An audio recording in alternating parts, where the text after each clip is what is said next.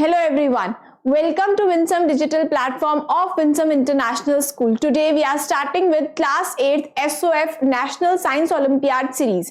Today we will be starting from the first chapter, and the name of the chapter is crop production and management. You must have gone through the chapter earlier, or even if you have not gone through the chapter, we will do the chapter in detail and we will also cover up some questions related to this chapter. So let's start from the first lecture today.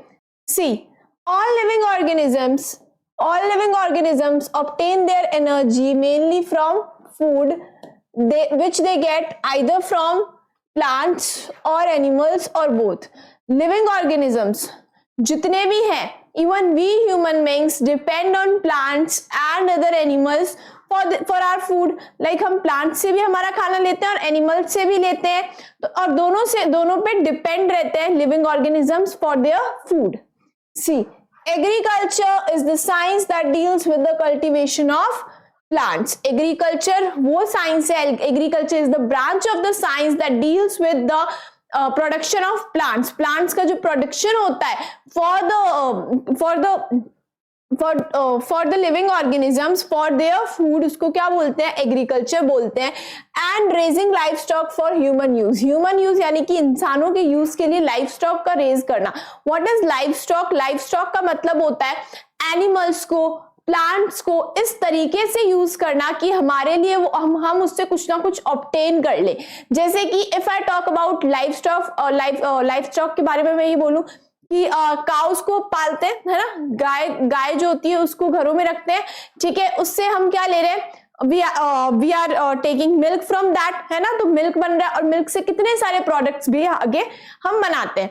तो human beings के use के लिए human beings use कर सके life stock का मतलब होता है कि प्लांट्स और एनिमल्स को इस तरीके से यूज करना कि यूज करते हैं ह्यूमन बींग्स की वो उससे कुछ ना कुछ प्रोडक्ट्स जो है डिराइव कर सके.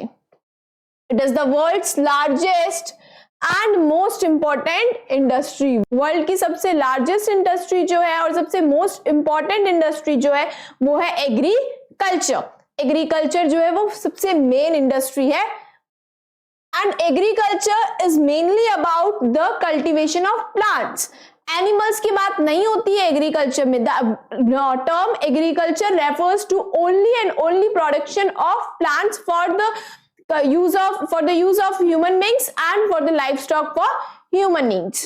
See, different branches of agriculture are. Agriculture की कुछ different branches भी है. The first one is agronomy. What is agronomy? Study and development of techniques for improving agriculture practices. Agronomy का मतलब होता है कि स्टडी करना, पढ़ना और डेवलप करना, ऐसी टेक्निक्स को डेवलप करना जिससे एग्रीकल्चर जो है उसको और इम्प्रूव करा जा सके. What is agronomy? Agronomy is the branch of agriculture in which we study different techniques to grow and develop the agriculture industry. Next is horticulture. Horticulture is the cultivation of fruits, vegetables and ornamental plants. Horticulture का मतलब होता है कि plants की, fruits जो है हम use करते हैं ह्यूमन बींग्स, वेजिटेबल्स और ऑर्नामेंटल प्लांट्स का कल्टीवेशन करवाना, उगाना. Horticulture is the cultivation of fruits, vegetables and ornamental plants. So horticulture is the branch of agriculture that deals with the cultivation of fruits, vegetables and ornamental plants. Next is animal husbandry. As you can get by the word, these both were related to plants, but the animal husbandry is related to animals. Rearing and management of domesticated animals. What are domesticated animals? Domesticated animals are cows, horses, buffaloes, etc. ये सारे domesticated animals होते हैं. तो animal husbandry का मतलब होता है rearing करना, इनकी देखभाल करना और इनका मैनेजमेंट करना डोमेस्टिकेटेड एनिमल्स का. एंड जो डोमेस्टिकेटेड एनिमल्स होते हैं इनकी देखभाल करना, इनको पालना, so that we can get some products from them. ठीक है, तो that branch of agriculture is known as animal husbandry. So we have learned about the three branches, that is agronomy, horticulture and animal husbandry. These are the three branches of agriculture.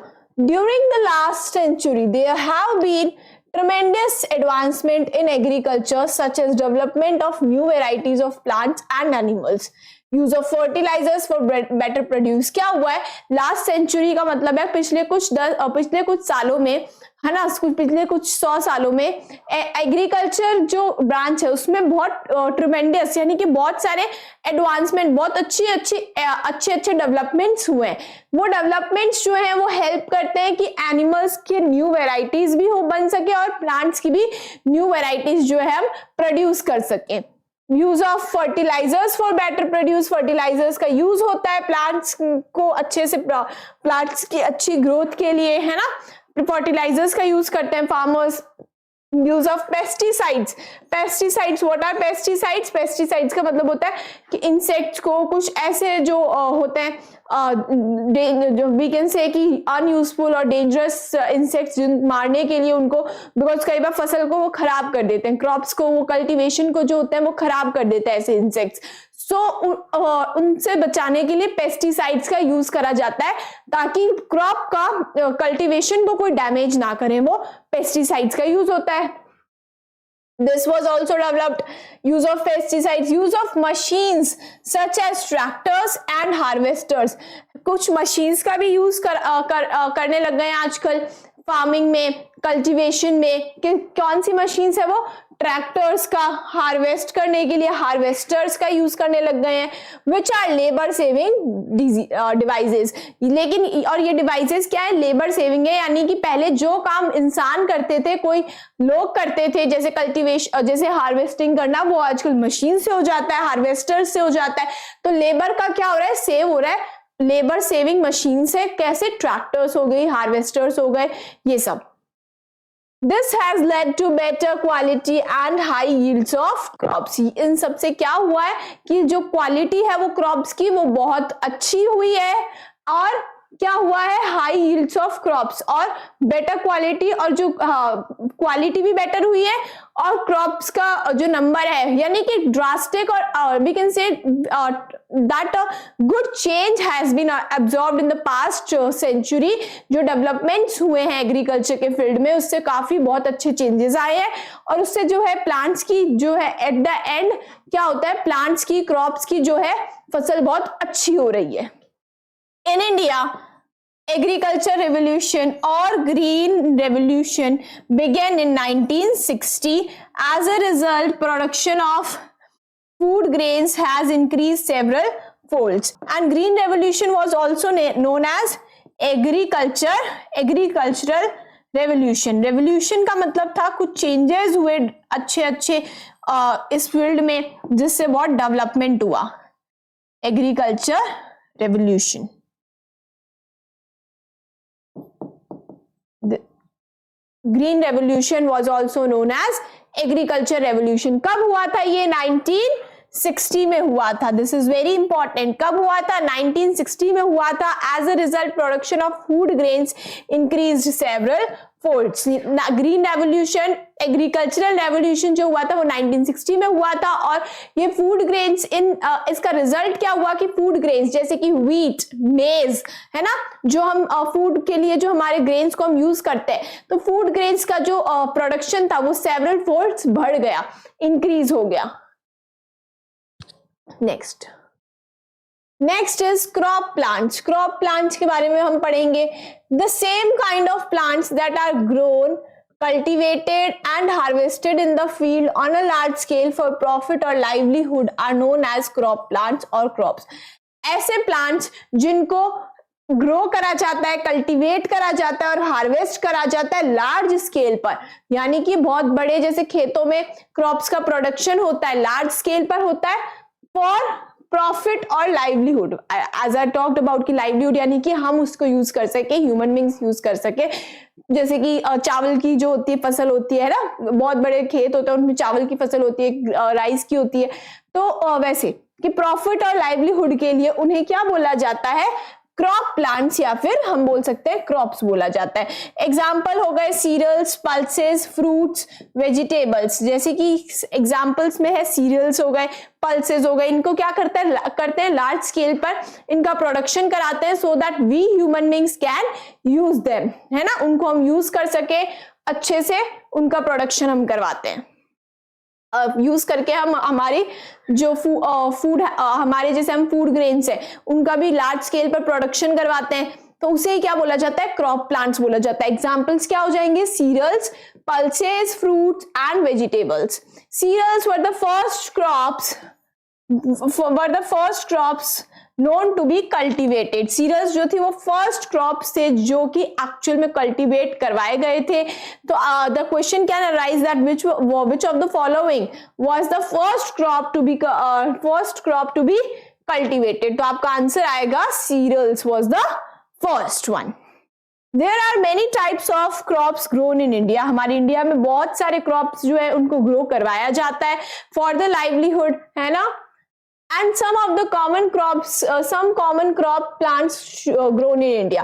In the table we will see कि कौन से common plants हैं जो India में grow करवाए जाते हैं। If I talk about cereals के बारे में मैं बात करूँ crop plants में, these were the first one to be cultivated। और इंडिया में इसके कौन कौन से examples हैं जो already ग्रो करवाए जाते हैं, wheat, paddy, rice, same thing, मेज, बार्ले एंड रागी, इन सबको ग्रो करवाया जाता है बहुत लार्ज स्केल पर। पल्सेस की बात करें, दालें, ग्राम, पी और बीन हो गई। ऑयल सीड्स के लिए मतलब कि ऑयल जिनसे निकलता है ऐसे सीड्स जो होते हैं डेवलप करवाए जाते हैं, जैसे मस्टर्ड ऑयल बनता है मस्टर्ड सीड से, ग्राउंडनट सीड से बनता है ग्राउंडनट ऑयल एंड सनफ्लावर, इनका भी प्रोडक्शन होता है। रूट प्लांट्स की बात करें तो स्वीट पोटैटो जो है example. So some tuber plants are also grown like potato and tapioca. Sugar crops like sugar cane and beetroot. Plantation crops like tea, coffee, rubber and coconut. Some examples are given which are grown in India. There are many more crops that are grown in India, but we are just going through few examples of them. Fiber crops like cotton and jute. Feed crops like oats and alfalfa. See, alfalfa. Feed crops like oats and alfalfa. So some examples are already given to us कि कौन कौन से ऐसे crop plants हैं, उनके क्या क्या examples हैं जो इंडिया में ग्रो करवाए जा रहे हैं। And many more are there which we are not reading in this one, but there are many crops which are grown in India. Next, see, different types of plants have different requirements for their growth.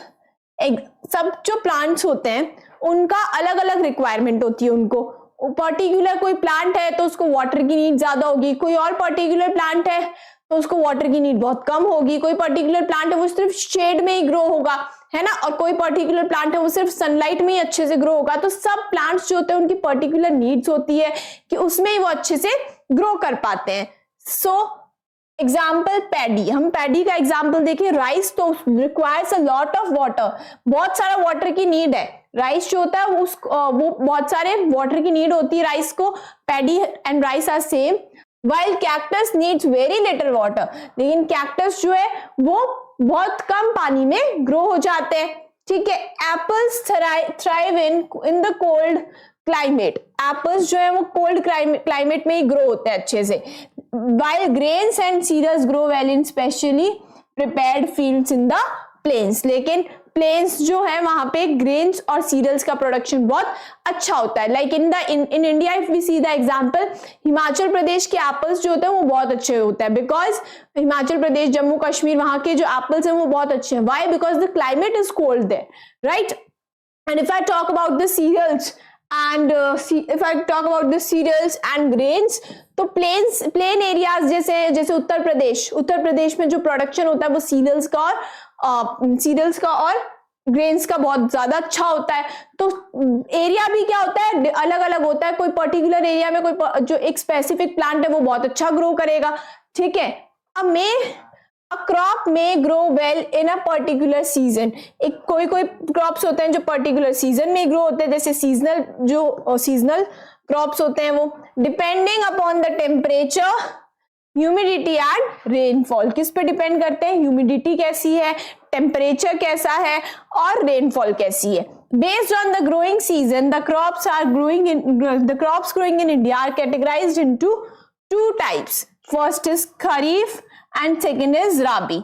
क्या होता है कि जो crops होते हैं उनको particular season की requirement होती है ना, सीजनल क्रॉप्स होते हैं, पर्टिकुलर सीजन में ही ग्रो होते हैं वो सिर्फ, ठीक है। और कुछ ऐसे प्लांट और वो किस पे डिपेंड करते हैं, कौन से, जैसे टेम्परेचर कैसा है कोई पर्टिकुलर जगह का, रेनफॉल कितनी है, ह्यूमिडिटी कितनी है, ठीक है।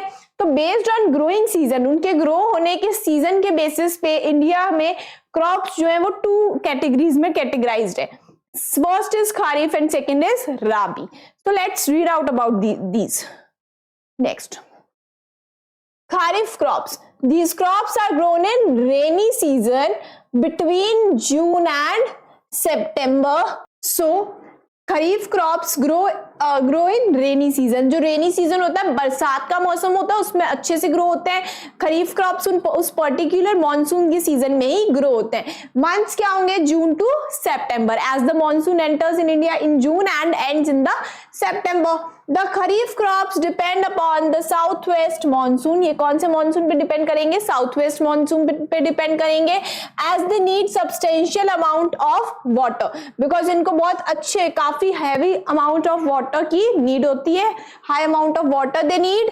दे are harvested at the end of the monsoon. जैसे ही मॉनसून खत्म होता है, इनको हार्वेस्ट कर लिया जाता है। और मॉनसून जैसे कब खत्म होगा? सितंबर में। तो सितंबर और अक्टूबर में इनको हार्वेस्ट कर लेते हैं। A few examples of kharif crops are paddy, cotton. Example है paddy, cotton, soybean, jowar, bajra, groundnut, maize etcetera. ये सारे क्या है? खरीफ क्रॉप्स होते हैं ये। So next is rabi crops. Rabi crops, these crops are grown in winter season. कौन से सीजन में ग्रो होंगे ये? Winter season. their time period is generally from October to March. as we know कि अक्टूबर से मार्च तक जो होता है हमारा विंटर सीजन होता है, तो उस टाइम राबी क्रॉप्स बहुत अच्छे से ग्रो होते हैं। for the example of rabi crops are wheat, pea, gram, mustard, linseed etc. ये सारे एग्जाम्पल्स कौन से हैं? राबी crops. What you have to keep in mind is Kharif crops. What is the Kharif crops grow in rainy season, June to September. Some and their examples. Rabi crops grow in winter season from October to March and their examples. Let's move to next one. Next is our self-test one. We will go through some questions to check out that how much we have learned, and I hope you are able to get the answers. You can pause the video, then you can do the question by your own and then check the question with me. Okay. The first question is soyabean and cotton are. Soyabean और cotton क्या है? We have got this कि soyabean जो है वो क्या था, जो हमने अभी पढ़ा था, that is kharif crop, right? Cotton is also a kharif crop, so it will be A. Answer is A, kharif crop. They are grown in monsoon season from June to September and are harvested in September and October. Next question. Dash are grown in winter season. Winter season में किन्हें grow करवाया जाता है? Kharif crops? No. Kharif crops are grown in monsoon season. In winter season from October to March, rabi crops are grown. And rabi crops के examples देख लेते हैं हम कौन कौन से हैं. C. First option is pea and mustard. Pea is a rabi crop and mustard is also a rabi crop. So answer will be A. Let's go through the other options also. If I talk about soybean and paddy, paddy is a kharif crop, right? Paddy क्या था? Kharif crop था. Yes ना? We have seen paddy is a kharif crop and soybean is also a kharif crop. Yes, soybean is also a kharif crop. If I talk about cotton, cotton is a kharif crop. Cotton क्या है? Cotton is a C. Here was cotton. Cotton is a kharif crop, right? So cotton is a kharif crop and linseed, it is a kharif crop and linseed is a rabi crop, but we have to select both options which are rabi crops. See, maize, if I talk about maize, it is a maize, and gram if I talk about, then gram is a rabi crop but maize is a kharif crop, and these both of them are rabi crops. So the answer will be A. Pea is also a rabi crop and mustard is also a rabi crop. Coming to the next one. So let's start from the next question. The next question is fill up the blanks. The crops sown in rainy season are called, the crops that are sown in rainy season from June to September are known as kharif crops. So the first one will be kharif crops. Next, the crops sown in winter season, rabi crops. Next one, groundnut is a kharif crop. Then which option is right? See, kharif, rabi and rabi. Kharif, rabi and kharif. Kharif, rabi, kharif. No, this one is wrong. Kharif, rabi. This one is wrong. Kharif, rabi, kharif. This one is correct. So the answer of this question will be C. So the next question says that we have to select the odd one out and select the correct option. You have to focus on these words correct and incorrect, because sometimes the question says you have to select the incorrect option, and in that case we just do any mistake. See, wheat, ragi and barley. Odd one is bean. Why? Because bean is a pulse crop, right? It is a pulse. दाल है, pulse crop है बोल सकती हूँ मैं. We can say that it is a pulse crop, and rest all are cereal crops.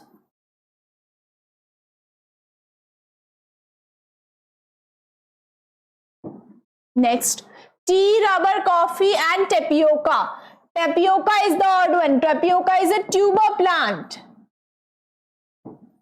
If you remember the table that we did, right? You can do this question easily. Tapioca and rest all are plantation plants. And rest all are plantation crops. Next, banana, bougainvillea, grapes and apple. Bougainvillea, because bougainvillea is a ornamental plant.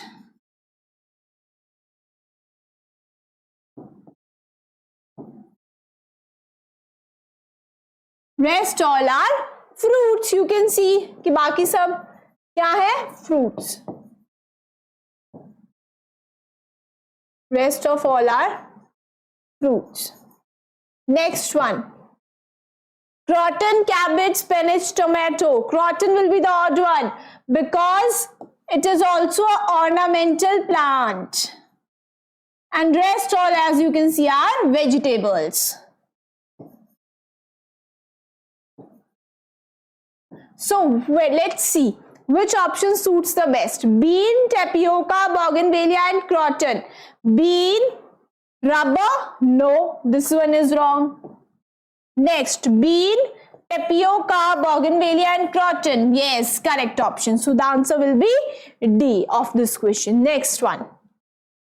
Next is jute and cotton are. Jute and cotton are feed crops, fiber crops, plantation crops or tuber crops. They are fiber crops because they are used for making fabric. Olympiad bite. Cereals are tall grasses which are cultivated for their nutritious seeds called grains. Cereals क्या होते हैं? Tall grasses होती है. You can see the crops of wheat. Wheat के जो crops होते हैं आप उनको देख सकते हो. बहुत बड़े-बड़े जैसे tall grasses जैसे होते हैं. And their seeds are used for their seeds are used as nutritious seeds. तो उनको जो उनके seeds होते हैं उनको use करा जाता है. And those seeds are known as grains. उन सीड्स को क्या बोला जाता है? ग्रेन्स बोला जाता है. They provide the staple food for people in nearly every part of the world. ये हर पार्ट, जो वर्ल्ड का हर पार्ट है वहां पे नियरली स्टेपल फूड प्रोवाइड करते हैं.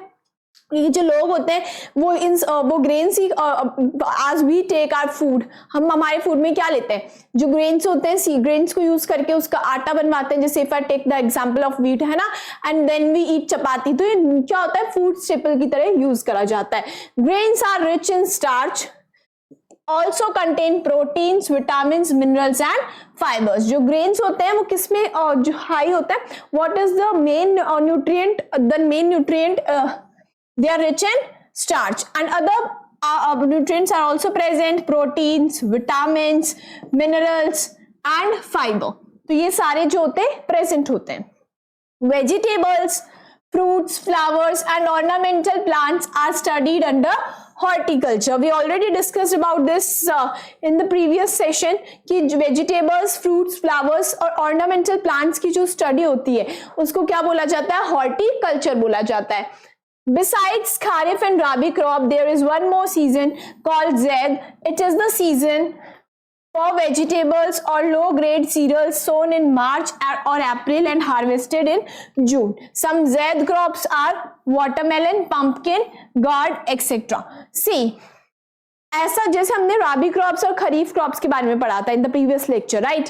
सो there is one more season called zaid. क्या नाम होता है उसका? ज़ेद होता है. What is the name? Zaid. And it is the season for vegetables और लो ग्रेड सीरियल्स. किसके लिए होता है सीजन? वेजिटेबल्स और लो ग्रेड सीरियल्स के लिए होता है. सोन इन अप्रैल और मार्च. मार्च या अप्रैल में इनको सो किया जाता है. सोन इन अप्रैल और मार्च, ठीक है. And then harvested in June. जून में इनको हार्वेस्ट कर लिया जाता है. Examples are watermelon, pumpkin and gourd. These are the examples and many more are there.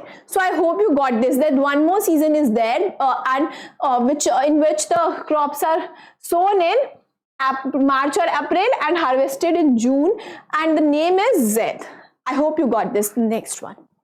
Next is our methods of crop production. Crop production के कुछ methods हैं. We will study about those methods कि crops का production कैसे होता है और कौन कौन से उसके methods होते हैं. The various activities or tasks which a farmer performs to produce a crop are known as cultural practice. ऐसी एक्टिविटीज या फिर टास्क जो फार्मर परफॉर्म करता है to produce a good crop, यानी कि अच्छे क्रॉप को प्रोड्यूस करने के लिए, अच्छे क्रॉप का प्रोडक्शन करने के लिए फार्मर्स ऐसी एक्टिविटीज और टास्क को यूज करता है ना, तो उसको क्या बोला जाता है? Agricultural practice. यानी कि एग्रीकल्चर को और डेवलप करने के लिए farmer does some task activities, those are known as agriculture practices. A number of tools are required during the course of different agricultural practice. Agricultural practice के लिए बहुत सारे टूल्स की नीड होती है, ठीक है, कुछ मशीन्स की भी नीड होती है. And these tools are called as implements. इनको क्या बोला जाता है? इन tools को which are used in the process of agriculture and in the process of crop production, those are known as implements. The step-by-step methods of agriculture are. Step-by-step agriculture का method होता है. The first step is preparation of soil. सबसे पहले क्या होगा? Soil को prepare करा जाएगा. Soil is prepared for the production की, इसमें सॉइल को प्रिपेयर करा जाएगा, उसमें मैन्योर्स का एडिशन होगा. Adding manure and fertilisers. अब सॉइल की फर्टिलिटी को बढ़ाने के लिए, to increase the fertility of soil, manures and fertilisers are added to the soil. Seed selection and sowing. अब क्या होता है? सीड सेलेक्टेड, कुछ सीड्स होता है उनका सिलेक्शन किया जाता है और उनको सो करा जाता है, मिट्टी में गाड़ा जाता है. Then irrigation. Proper irrigation is very important for the production of plants. उनको proper irrigation करना, उनको proper जो भी water की requirements है उनको fulfill करना. Protection from stray animals, birds, pests and diseases. जो प्रोटेक्शन, अब जो क्रॉप्स हैं दे विल जो क्रॉप्स हैं वो उगने लग जाएंगे, they will start to grow. Now what is the main thing कि जो इंसेक्ट्स होते हैं, जो अदर एनिमल्स होते हैं, स्ट्रे एनिमल्स होते हैं, ठीक है, और कुछ डिजीजेस भी हो जाती है प्लांट्स में, इन सब से उनको प्रोटेक्ट करना. ठीक है, जो क्रॉप्स है हमारी जो क्रॉप है, जो हमारी फसल है, उसको प्रोटेक्ट करना इन सब चीजों से, किससे? स्ट्रे एनिमल्स से, बर्ड से, पेस्ट से और डिजीजेस से। देन हार्वेस्टिंग, अब जब पूरा डेवलप हो चुकी है क्रॉप्स हमारे, जो दे आर डेवलप्ड, और तो अब हम क्या करेंगे? हार्वेस्ट कर लेंगे उनको, हार्वेस्टिंग कर लेंगे। Thrashing and winnowing are also a process. We will learn about this process, threshing करना और winnowing करना, and then storage. Thrashing and winnowing, if I give you a brief, thrashing and winnowing का मतलब होता है, जैसे if I take the example of wheat, तो wheat में क्या होता है? जो grains होते हैं वो अंदर होते हैं, तो उससे grains को निकालना, ठीक है, और उन grains को अलग से उनका storage करना. So these are the steps that are involved in the process of agriculture. Next, see steps, common implements used in agriculture. Agriculture में common tools जो implements जो use करे जाते हैं, we will study about those steps and implements. कौन से implements, कौन से tools, कौन से step में use करे जाते हैं? First is soil preparation. Soil preparation में कौन से use होते हैं? Plugging and levelling. प्लगिंग का मतलब होता है मिट्टी को खोदना, और लेवलिंग का मतलब होता है उस मिट्टी को वापस लेवल पे करना. Which are used? वुडन और आयरन प्लग्स, वुडन और आयरन लेवलर्स. लकड़ी के और लोहे के जो प्लगर्स होते हैं वो, और किसको? लेवलर्स को यूज करके ही करा जाता है. देन सोइंग, अब क्या होता है? सो करना, ठीक है, उसके लिए क्या यूज होता है? Ploughs, hand sowing, seed drills. Seed drills का यूज होता है, प्लग्स का यूज होता है, हैंड सोइंग का मतलब है हाथों से, हाथों का यूज करके बीजों को उसमें मिट्टी में रख डालना. देन मैन्योरिंग, मैन्योरिंग का मतलब होता है मैन्योर को ऐड ऑन करना, ठीक है. देन मैन्युअली यानी कि खुद से हाथों से करना ये वर्क, और आइदर विद ड्रिल्स की हेल्प से करना. ड्रिल्स जो होती है उनकी भी हेल्प से ये वर्क करा जा सकता है. Then next one is irrigation.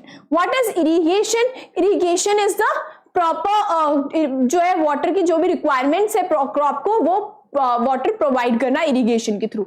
Irrigation कैसे होता है? ट्यूबवेल्स के थ्रू होता है, स्प्रिंकलर से भी होता है. स्प्रिंकल सिस्टम आपने देखा होगा, है ना, जो हम ऐसे वो जो स्प्रिंकल सिस्टम लगे हुए होते हैं खेतों में, है ना, तो उसके थ्रू भी होता है. Then weeding. What is weeding?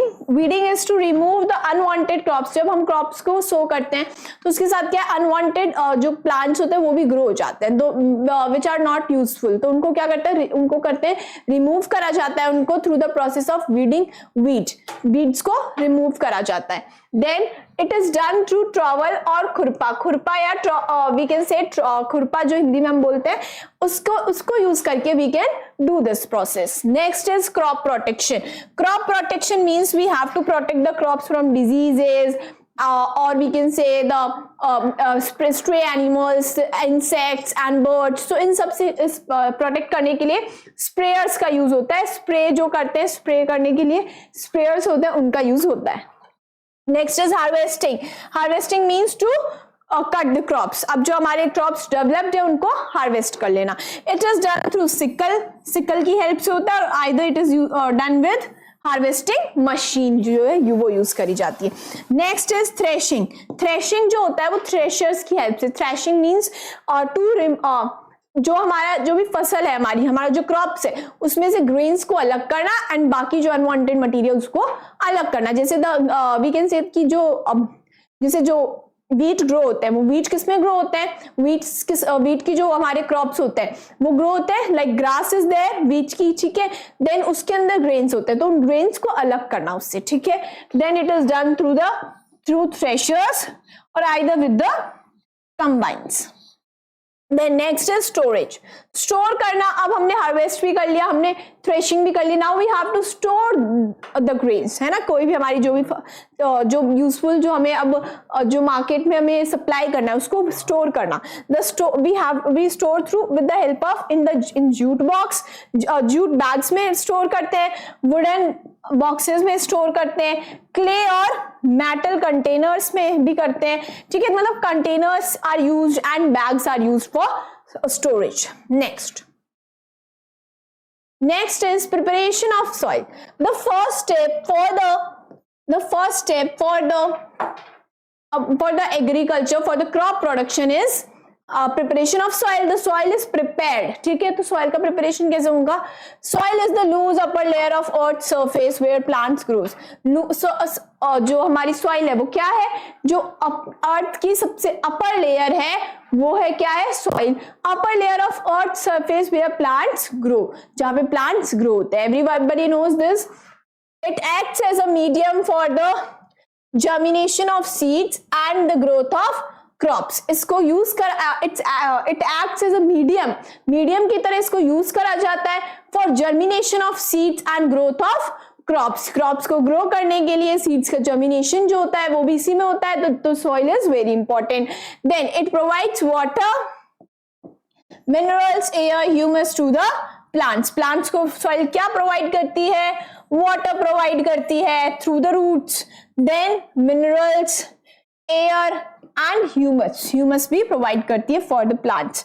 The growth of the plants depends upon the fertility of the soil. Like जो क्वालिटी सॉइल की हमारी, what is the quality of the soil is directly effects the growth of the crops. की crops में जो soil है हमारी कितनी better quality की है ये, और फर्टिलिटी उसकी कैसी है, ये सारे फैक्टर्स जो है वो बहुत इंपॉर्टेंट रोल प्ले करेंगे हमारे क्रॉप का प्रोडक्शन होने में, क्रॉप्स का डेवलपमेंट होने में। An ideal soil is balanced, well drained, fertile and with the pH situated between 6 to 7।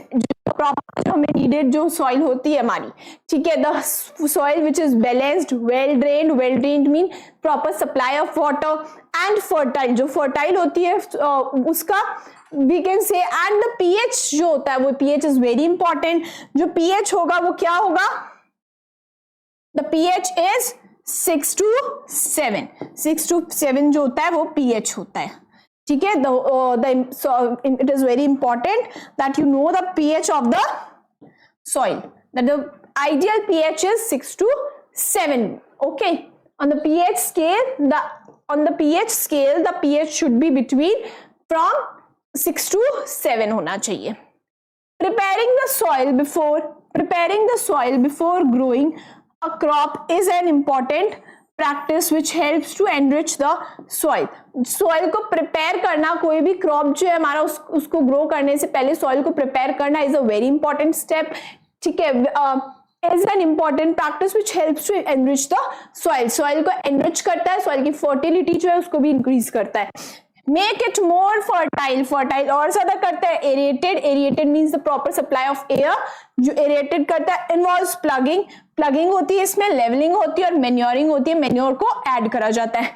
plugging means खोदना, leveling means वापस level पे करना, and manuring means to add the manures to the soil for the better quality of the soil, to increase the fertility of the soil। So our next topic is plowing। What is plowing? The process of loosening and turning the soil is called tilling or plowing। We can also say जब soil को turn करा जाता है, soil को जो है turn करा जाता है और उसकी loosening के लिए जो soil है वो जो है breathable हो जाए, soil में air pass हो, उसके लिए क्या करते हैं? plowing process हम करते हैं। And in this process it is carried out by using wooden or iron plow which is pulled either by animals or by tractor। जब ये प्रोसेस करा जाता है तो वुडन या आयरन प्लो होती है उसकी हेल्प से करा जाता है, और ये जो वुडन आयरन प्लो होती है ये या तो एनिमल्स इसको पुल करते हैं, अदरवाइज जो ह्यूमन बींग्स होते हैं वो इसको पुल करते हैं। Otherwise we can also say कि ये ट्रैक्टर्स जो होते हैं, ट्रैक्टर्स के थ्रू इसको जो है प्लो को कैरी आउट करा जाता है एंड पुल करा जाता है। Iron plows are made more popular these days। This process is important because of the following reason। आजकल सबसे ज्यादा जो यूज हो रहा है वो किसका हो रहा है? आयरन प्लोज का हो रहा है। For this process, plow is the process जिसमें सॉइल को क्या करा जाता है? We can say सॉइल की खुदाई करी जाती है, so that जो मिट्टी है हमारी वो थोड़ी सी लूज हो जाए उसके लिए। तो किसका यूज होता है आजकल? आयरन प्लोज का यूज हो रहा है वुडन प्लोज की को रिप्लेस करके। It allows the roots to reach deeper into the soil. इससे क्या होता है? जो रूट्स होती है हमारी वो सॉइल में डीपर, मतलब एकदम डीप तक वो जो है पेनिट्रेट कर पाती है। This helps to fix the plant more firmly to the ground. इससे क्या होता है, हमारा जो ग्राउंड होता है, ग्राउंड में जो हमारा प्लांट है वो मोर फर्मली, बहुत अच्छे से उसमें जो है जो ग्राउंड में है वो जो अच्छे से ग्राउंड में लगा रहता है और एकदम स्ट्रांगली। लाइक अगर कोई भी डस्ट स्टॉर्म आ रहा है या फिर सॉइल इरोजन की वजह से क्या होगा कि वो जो प्लांट है वो ऐसा नहीं होगा कि अगर डस्ट स्टॉर्म आ रहा है तो वो प्लांट जो है वो जितना ज्यादा फर्मली, रूट्स जितनी ज्यादा उसकी डीपली पेनिट्रेट करेगी सॉइल में, वो उतना ज्यादा स्ट्रांगली जो ग्राउंड में फिक्स रहेगा। It helps trapping the air in the soil which is necessary for roots। किस में हेल्प करता है, जो रूट्स के लिए एयर इज वेरी इंपॉर्टेंट है ना, रूट्स के लिए भी एयर बहुत इंपॉर्टेंट है। तो एयर को ट्रैप करने के लिए, सॉइल में एयर को मिट्टी में ट्रैप कर लिया जाए, ठीक है, और एयर जो है वो पास होती रहे, इसके लिए ये प्रोसेस बहुत इंपॉर्टेंट है। It helps the soil to retain moisture for a longer duration. Soil में मॉइस्चर जो है वो काफी देर तक रिटेन रहे, मॉइस्चर जो है काफी टाइम तक रहे, और सॉइल को बिकॉज इट इज नेसेसरी कि सॉइल हमारी ड्राई आउट ना हो, ठीक है, वो मॉइस्चर उसके अंदर मेंटेन रहे। तो this process is also very important for that. It helps in bringing nutrient rich soil to the top. हमारे जो न्यूट्रिएंट रिच सॉइल जो होगी, न्यूट्रिएंट रिच सॉइल जो है वो टॉप पर आ जाए। Like in the soil there are layers, तो उस लेयर्स में क्या होगा, जो ऊपर वाली जो लेयर है वो हमारी न्यूट्रिएंट रिच लेयर हो और वो एकदम टॉप पर रहे, इसके लिए भी ये प्रोसेस बहुत इंपॉर्टेंट है। It helps the soil to mix well with fertilisers. Fertilisers के साथ अच्छे से मिक्स होने में भी ये जो है प्रोसेस बहुत हेल्प करता है। फर्टिलाइजर्स जो है हमारे वो इंपॉर्टेंट है कि वो हर जो सॉइल के साथ अच्छे से मिक्स हो जाए, so that the plant can take them up, है ना, प्लांट उनको ले सके। तो ये हेल्प करते हैं कि सॉइल में अच्छे से मिक्सअप हो जाए फर्टिलाइजर्स।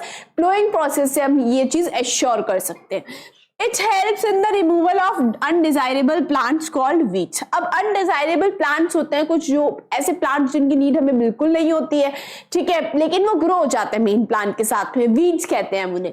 तो weeds को रिमूव करने के लिए भी प्लोइंग जो प्रोसेस है वो हेल्प करता है, सो दैट जो weeds है हमारे उसको हम हटा दें। अनडिजायरेबल है, हमें नहीं चाहिए, तो उस प्रोसेस में हम उसको हटा सकते हैं, रिमूव कर सकते हैं।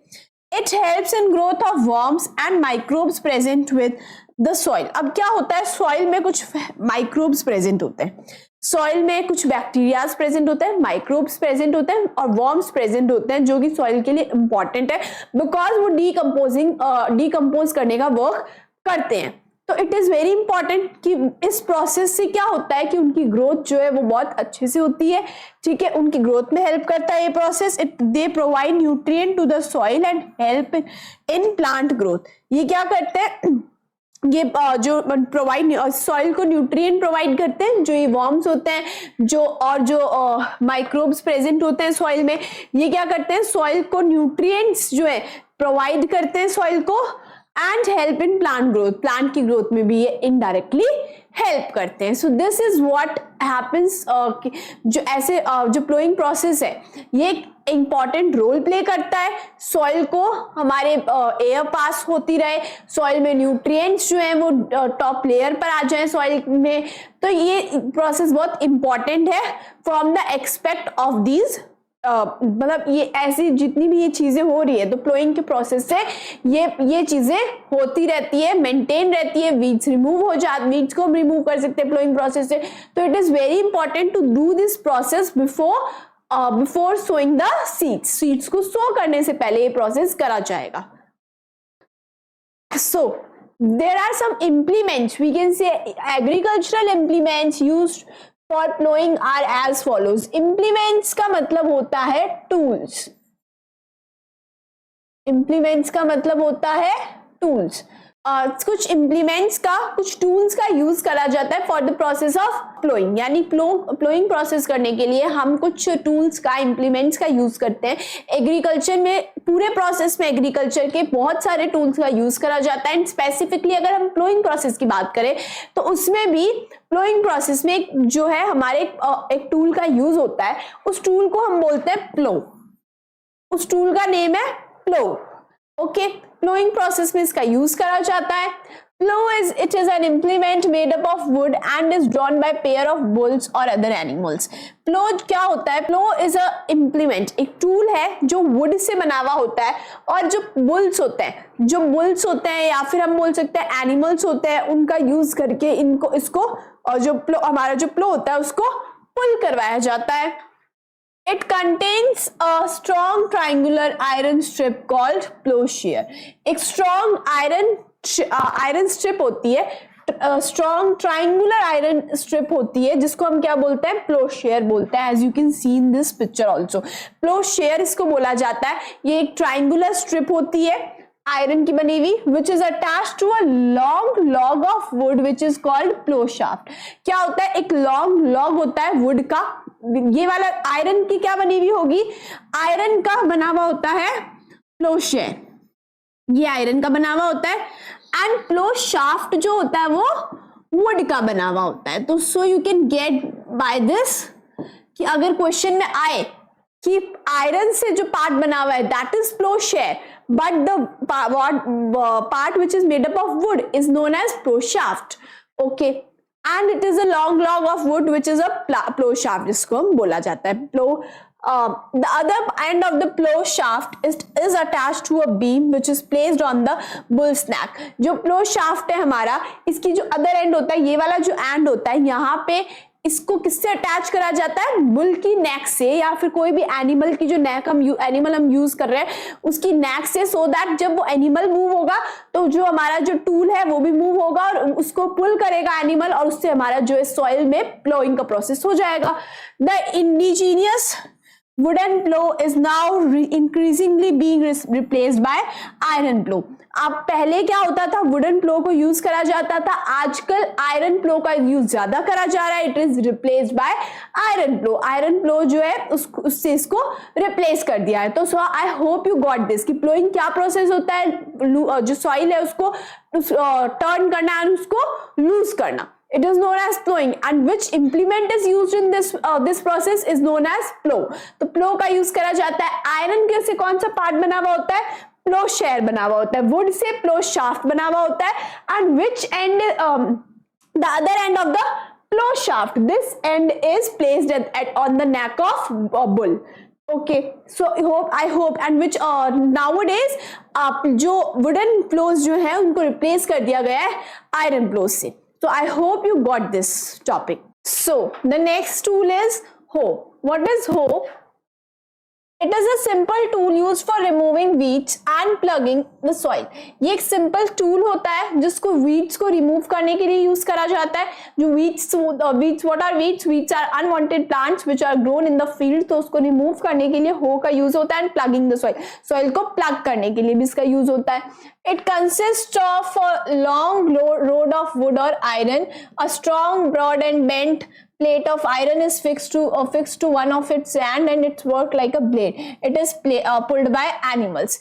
You can see in the picture. See what is in the picture. It consists of a long rod. ये एक long rod होती है iron या फिर wood की present होती है, and जो a strong, broad and bent plate of iron. You can see these plates है ना, ये plates जो present है यहाँ पे, these two plates, ऐसे plates present होते हैं, ठीक है, जो आयरन के बने हुए होते हैं. और क्या होता है इसको, which is fixed to its ends and works like a blade, जो blade की तरह यूज करती है. और जो animals होते हैं वो यहाँ पे place कर दिया जाता है animal के, and it is pulled by animals. तो क्या होता है, वो जैसे जैसे animals move करते हैं the soil is plugged.